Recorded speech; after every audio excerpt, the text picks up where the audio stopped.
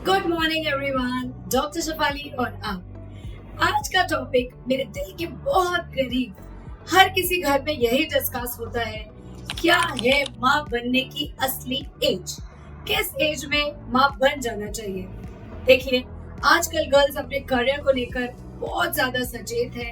हर कोई चाहता है कि नौकरी करे, जॉब करे, अपना करियर सेटल करे, उसके बाद शादी करे, जिसकी वजह से हम हो जाते हैं थोड़े से लेट शादी करने में। उसके बाद हम सेटल होते होते हमें लगता है अब करेंगे तब करेंगे, अभी बच्चे के लिए प्रिपेयर नहीं है, लेकिन कभी न कभी तो होना ही पड़ेगा।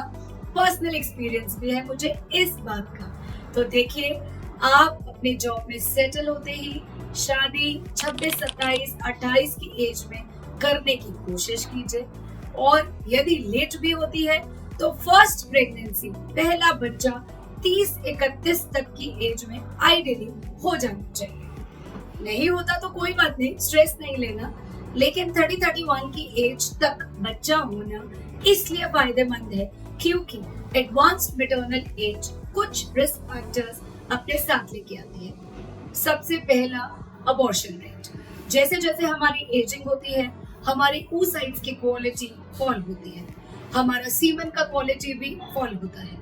तो जो एग है, स्पर्म है, वो इतने एक्सीलेंट क्वालिटी के अगर नहीं होंगे तो मिस्ड अबॉर्शन, बच्चे की हार्ट बीट नहीं आना, ये चांसेस बढ़ जाएंगे। Second, genetic abnormalities. जो जेनेटिक एब्नॉर्मलिटीज हैं, डाउन सिंड्रोम है, ये सब चीजें भी एडवांस मैटरनल एज के साथ बढ़ती हैं।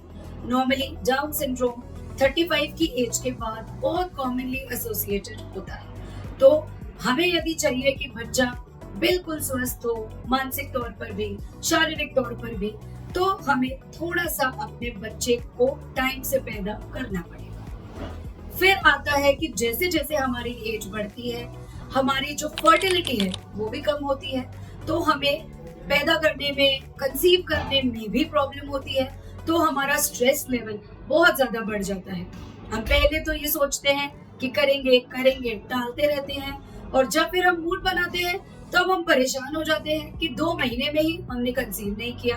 तो देखिए, हर चीज पेशेंस, रिलैक्स और हैप्पीनेस, अगर ये तीनों चीजें होंगी तो आउटकम बहुत अच्छा आएगा। तो आपको पेशेंटली ट्राई करना है ताकि आपकी प्रेगनेंसी बिना किसी कॉम्प्लिकेशन के निकले। Pregnancy induced hypertension, PIHB, advanced maternal age के साथ बढ़ता है। बीपी की समस्या ऑलरेडी विद एज बढ़ती है, तो ये भी कॉम्प्लिकेशन आती है। Sugar, diabetes in pregnancy, thyroid की समस्या भी इसके साथ बढ़ती है। हमारी एज के साथ हमारा वेट गेन भी होता है।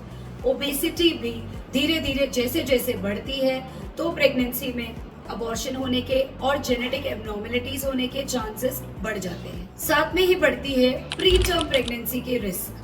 हम देखते हैं कि इतना ज्यादा हेल्दी प्लाजेंटा विद एडवांस्ड एज कई बार नहीं बन पाता, जिसकी वजह से जो बैग बच्चे के चारों तरफ होता है वो वीक हो सकता है।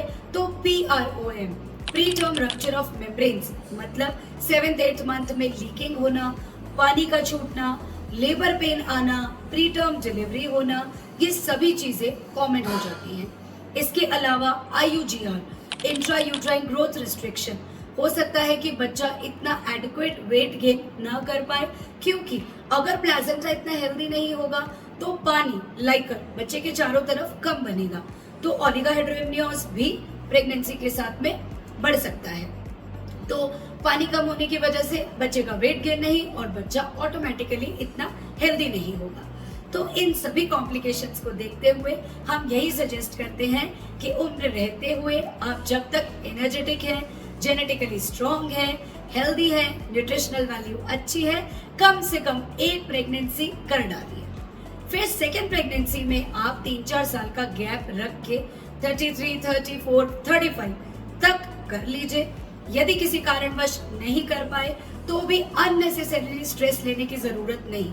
कई बार फर्स्ट प्रेगनेंसी टाइमली हो जाती है, सेकेंड प्रेगनेंसी में कपल्स मेरे पास आते हैं कि अब हम 37, 38 के हो गए, हमें करना चाहिए कि नहीं।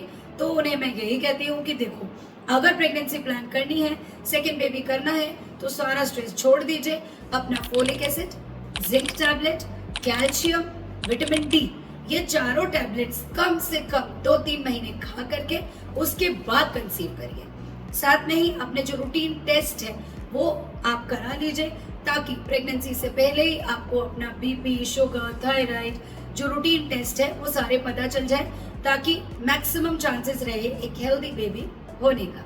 इसके साथ ही कई बार विटामिन B12 की कमी की वजह से, विटामिन D की कमी की वजह से भी हम प्रेगनेंसी जब प्लान करते हैं तो बैक एक, घुटनों में दर्द, पैरों में दर्द, ये हमें नॉर्मल की तुलना में ज्यादा होता है, क्योंकि कुछ बोन की स्ट्रेंथ धीरे धीरे ऑलरेडी एज के साथ में कम हो जाती है।